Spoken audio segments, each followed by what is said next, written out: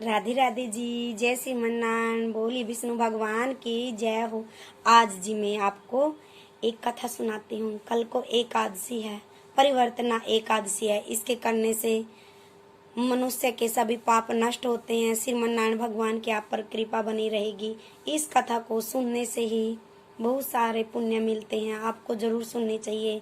आज मैं आपको सुनाती हूँ, ध्यान से सुनिए भाई। इसके सुनने से बहुत ज्यादा परिवर्तना एकादशी है कल को, आज को नहीं जी। 2 एकादशी हैं भाई, वो थोड़े समय की है, कल की है जो, पर मैं तो कल को व्रत रखूंगी, यानी को मंगलवार को व्रत है मेरा। तो भाई बोली विष्णु भगवान की जय हो, श्रीमन्नारायण भगवान की जय हो। धर्मराज युधिष्ठिर कहने लगे कि हे भगवान, भाद्र माह पक्ष की शुक्ल पक्ष की एकादशी का क्या नाम है?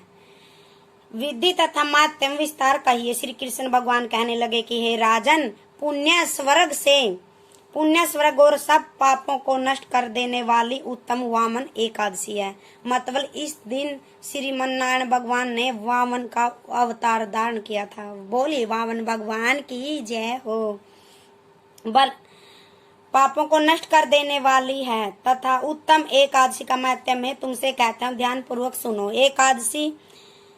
एकादशी जयंती एकादशी भी कहते हैं। इसका व्रत करने से वाजपेंग यज्ञ का फल प्राप्त होता है। पापियों के पाप नाश करने के लिए इसको बढ़ कर अन्य कोई उपाय नहीं है।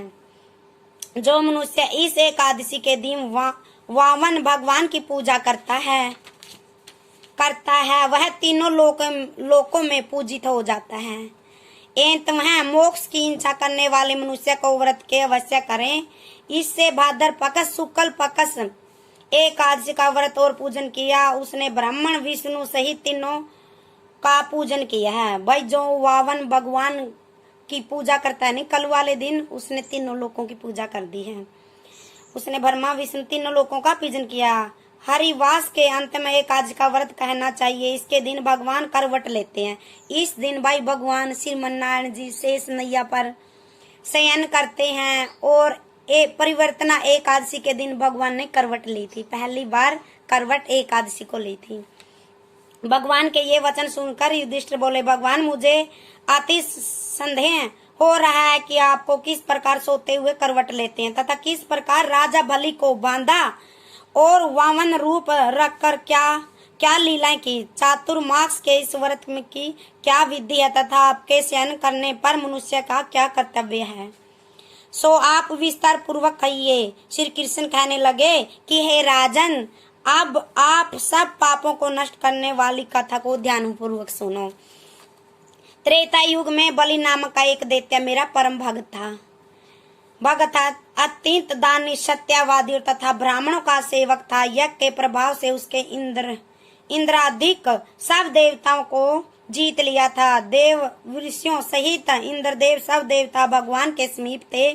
जाकर वेद मंत्रों द्वारा भगवान का पूजन और स्तुति करने लगे। अंत में भगवान ने वामन भगवान का धारण कर और अपने तेजस्वी रूप से राजा बलि को जीत लिया। इतनी वार्ता सुनकर राजा युधिष्ठिर बोले कि जनार्दन, आपने वामन रूप धारण करके उस महाबली दैत्य को किस प्रकार जीता? श्री कृष्ण भगवान बोले, मैंने वामन रूप धर बलि से 3 पग भूमि मांगी। श्री कृष्ण भगवान ने श्रीमन्नारायण भगवान ने वामन का एक बच्चा का रूप लेकर बलि दैत्य के पास गया। और बलि दैत्य राजा ऐसा था कि बहुत ज्यादा दानी था, सत्यवादी था। जो भी उसके सामने भाई पूजा पाठ ज्यादा किए करता, उस समय वो पूजा कर रहा था। और भगवान ने भी अपनी लीला रची। यू लीलाधर तो था ही, इसने लेकर भाई एक छोटा सा बच्चा का रूप और दैत्य के पास गया तो उससे कुछ भिक्षा मांगी बलि ने। राजा बोलिया, उसका गुरु कह रहा, भाई तो ना देवा, यू भगवान है, तना छलन आया। तो आज बलि राजा बोलिया कि मना भगवान छलन आया तो आज छलन दे। भाई जिसके पास साक्षात तीनों लोकों का नाथ भाई भिक्षा के लिए आया है, तो मेरे पास ऐसा क्या है जो मैं भगवान को दे सकूं? और इससे बढ़िया मेरा और क्या हो सकता? कुछ भी नहीं भाई, मैं आज देने के लिए तैयार हूँ। अच्छा, राजा श्री कृष्ण भगवान ने उसका वामन भगवान का रूप धार कर बोला, बोल भाई तुझे क्या चाहिए? यूं कहा, आप दे पाओगे? यूं कह छोटा सा बच्चा और मांगा इतनी, वही तो सोचा कुछ लेवागा भाई अंदर। बोला मांग भाई मुझे 3 पग वचन भर ले, यूं का मैंने 3 पग भूमि चाहिए है। राजा दैत्य ने बोले सोचा भाई 3 पग भूमि मांगा, छोटा सा बच्चा 3 कदम मैप लागा अपना। वो बोले यूं कहा हाँ जी दे दूंगा। उसने वचन भर लिए, बोले मैंने वामन रूप धर बलि से 3 पग भूमि याचना करते हुए कहा कि मुझको 3 पग भूमि दो, इससे तेरे 3 लोक का दान प्राप्त हो जाएगा। भाई तेना 3 लोक दे दिए, इतना दान पुण्य मिल जाएगा भाई, तो मैंने 3 पग भूमि दे दे। राजा बलि ने उसको तछूत ही याचना समझकर 3 पग भूमि का संकल्प मुझे दे दिया और मैंने आपने जय श्रीमन नारायण जय श्रीमन पितर का रूप को बढ़ाकर भूभोक के पद भूभोक में पेट, जन लोक में हृदय, यम लोक में कंठ की स्थापना कर, सत्यलोक में मुख उसके ऊपर मस्तक स्थापित किया। चंद्रमा आदि सब ग्रहण गण योग नक्षत्र आदि देवता शेष आदि का सब नाग वर्णों में विभिन्न रूप से वेद सूत्रों के प्रार्थना की। तब मैंने राजा बलि को हाथ पकड़ कर कहा कि राजन 1 पग से पृथ्वी। वामन भगवान ने राजा तक के मांगी, 1 पग तक पृथ्वी मैप ली, दूसरे से सर्वलोक पूर्ण हो गया। अब तीसरा पग कहाँ रखूं? भाई वामन भगवान कहने लग रहे हैं राजा बलिता, भाई मैं तीसरा पग कहाँ रखूं? भाई सारा लोक में नाप लिया मैंने, 2 पग भूमि में। और देख भाई कितना अच्छा देखता राजा था, उसने फिर भी नहीं बोला ए भगवान भाई अब आपके चरण कमल मेरे शीश पर रख ले प्रभु, आप देने के लिए मेरे पास कुछ भी नहीं है। रखूं। तब बलि ने अपना सिर झुका लिया और मैंने अपना पैर उसके मस्तक पर दिया, उससे मेरा वह भक्त पाताल को चला गया। फिर उसने विनती और नम्रता को देखकर मैंने कहा कि हे बलि संदेव तुम्हारे निकट ही रहूंगा। आज भी भगवान श्रीमन्नारायण का बहुत तकड़ा भक्त है वे बलि दैत्य।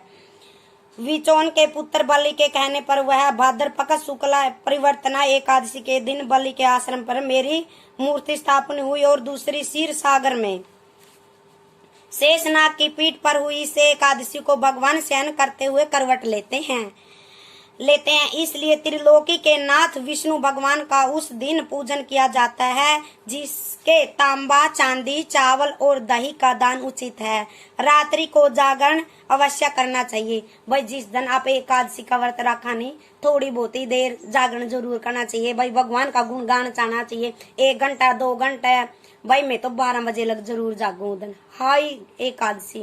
और एकादशी के दिन हर टाइम भगवान का चिंतन करूं मैं, और कोई नाम नहीं जप दी उदन में कुछ भी, हर मैं अपने आप को ही खो के भगवान में समा जाती हूँ। तो सारा दिन श्रीमन्नारायण श्रीमन्नारायण श्रीमन्नारायण अवश्य करना चाहिए। जो इस प्रकार व्रत करते हैं वे सब पापों से मुक्त होकर स्वर्गलोक को जाते हैं। हे प्रभु स्वर्गलोक को और भक्तों की इच्छा है, इन भक्तों की इच्छा है, मुझे नहीं है प्रभु। मुझे तो बैकुंठ धाम में अपने चरणों में जगह दीजिए। हे नाथ हे श्रीमन्नारायण भगवान, ये विनती मेरी जरूर पूरी करना प्रभु। उनका चंद्रमा समान निर्मल यश सागर में फैलता है। जो पापों को नष्ट करने वाली इस कथा को पढ़ते ये सुनते हैं, उसको 1000 अश्वमेध यज्ञ का फल मिलता है। भाई जो भी कल वाला दिन एकादशी का व्रत करता है, एकादशी का व्रत नहीं करता, कथा जरूर सुननी चाहिए। भाई सभी माता और बहनों से निवेदन है कि ये कथा जरूर सुने, एक दूसरे को शेयर भी करे, इससे बहुत ज्यादा पुण्य मिलता है। क्यों मनुष्य जीवन में आ रहे हैं यहाँ पे अपना आता पापे पापों है, पुण्य तो कोई नहीं होंगे। फिर थोड़े बहुत ही को छोड़कर और पुण्य की भागीदारी बनो। भाई यह कथा बोलिए श्रीमन्नारायण भगवान की, बोलिए बांके बिहारी लाल की जय हो। जय जय श्री राधे श्याम। बे या कथा सुनियो पढ़ियो, कल का व्रत करियो। जिस माता बहन ने व्रत करती है एकादशी का, आज नहीं कल के दिन करना चाहिए। और मैं तो बे वृंदावन के साथ व्रत करती हूँ, और देखो वृंदावन में मेरे गुरु के आश्रम में बांके बिहारी के मंदिर में वहाँ कल को एकादशी है, तो मैं जब भी एकादशी का व्रत करूंगी और उसके करने से मुझे बहुत ज्यादा शांति मिलती है। मैं अन्न धन की कोई इच्छा नहीं करती, बस सदैव एक ही इच्छा है, हे श्रीमन्नारायण भगवान जी मैं आपको कभी भी भूलूं ना। हे प्रभु मैं पापी हूँ, मूर्ख हूँ, अज्ञानी हूँ, नीच हूँ, अधर्म जैसी भी हूँ, तुम्हारी संतान हूँ।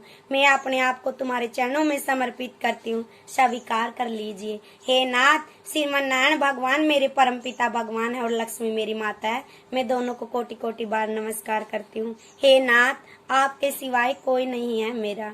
हे प्रभु मुझे स्वीकार कर लिए। हे नाथ मुझे अन्न धन मत देना प्रभु, बस इतना कुछ देना कि मैं आपके चरणों तक पहुँच जाऊं, इतना मेरा भाग्य अवश्य बनाना। और जो भी भगत ये कथा सुन रहे हैं उनकी झोली खुशियों से भर देना प्रभु, उनके घर में अन्न धन सभी चीज दे देना प्रभु, उनकी हर इच्छा पूरी करना। और मेरी तो एक ही इच्छा है कि मुझे श्रीमन्नारायण भगवान को पाना है। बस प्रभु मेरी आपसे हाथ जोड़ के यही विनती है कि हे नाथ मेरा जब इस तन से प्राण निकले सावरिया जल्दी आना, बंसी मधुर बजाना, होठों पे चिंतन हो, चेहरे पे हंसी हो और तुमको सुमरती जाऊं। हरे कृष्णा हरे राम राम राम हरे हरे। जय श्रीमन्नारायण भगवान की जय हो। बोली बांके बिहारी लाल की जय हो।